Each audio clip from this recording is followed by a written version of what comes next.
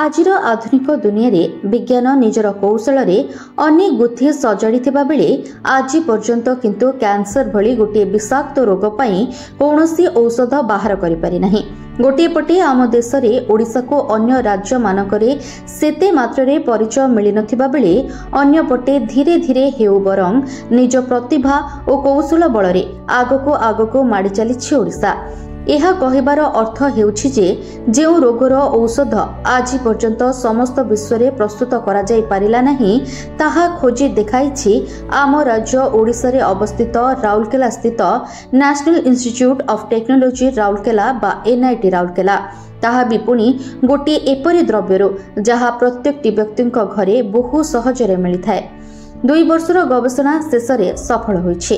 सूचना अनुसार NIT राउरकेलार गवेषक माने पिंपली रे मिलुथिबा एक प्राकृतिक यौगिक को कोलन कर्कट कोष विरुद्ध रे एक प्रभावशाली एवं कम खर्चकारी द्रव्य भाव में चिन्हट करिसेंति।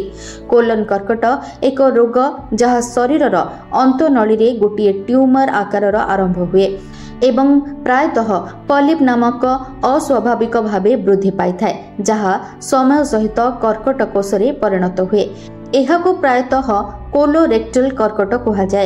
प्रारंभिक पर्यायर प्रायतः कौनसी लक्षण नथाए, तेणु प्रारंभिक चिन्हट एवं चिकित्सा पाई नियमित स्क्रीनिंग अत्यंत गुरुत्वपूर्ण। किंतु संभाव्य लक्षण गुड़िक मध्यरे अंतनळी रे किछि परिवर्तन, मलरे रक्त, पेटरे जंत्रणा एवं अव्यक्त ओजन ह्रास होइथाए। तेबे NIT रो एही मेडिसिन रोगी को एक्टिव कैंसर कोष गुडी को नष्ट करिथाए एवं सुस्थ कोष गुडी को सुरक्षित रखिथाए बोली कहा जाउछि। तेबे NIT रो गोटे टीम पिंपली को नै 2 वर्ष हेला अनेक गवेषणा करुथिले जहा द्वारा गवेषकों को एबे सफलता मिलिछि। खूब शीघ्र एही मेडिसिन बाजार को आसीबो बोली मध्य कहिसंती NIT निर्देशक। ब्यूरो रिपोर्ट चर्चा न्यूज।